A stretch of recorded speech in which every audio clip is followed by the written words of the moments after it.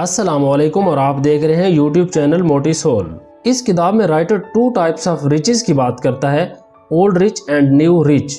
Old rich ये है कि 9 to 5 जॉब करके पैसे इकट्ठे किए जाएं और एंजॉय करने के लिए रिटायरमेंट का इंतजार किया जाए, जबकि न्यू रिच ये है कि आप आज ही से एंजॉय करना शुरू करें। इस किताब में राइटर न्यू रिचनेस को हासिल करने का फार्मूला भी बताता है, जो कि ये है डील। जी हाँ, DEAL, डील। डी का मतलब है डेफिनेशन। अपने काम करने की अप्रोच को रीडिफाइन करें, मतलब आप 9 to 5 वाले रूटीन छोड़कर कम काम करके ज़्यादा नताइज हासिल करने वाले गोल्स सेट करें। और इसके साथ साथ इस किताब में कंसेप्ट ऑफ मिनी रिटायरमेंट भी है कि साल में 2 हफ्ते से 2 महीने तक की छुट्टी लेकर मुकम्मल तौर पर रिलैक्स किया जाए। ई का मतलब है एलिमिनेशन। तमाम टाइम वेस्टर्स को अपनी ज़िंदगी से एलिमिनेट यानी ख़त्म कर दें। पारेटो प्रिंसिपल के मुताबिक आपकी 20% काविशें आपकी ज़िंदगी के 80% नताइज लाती हैं।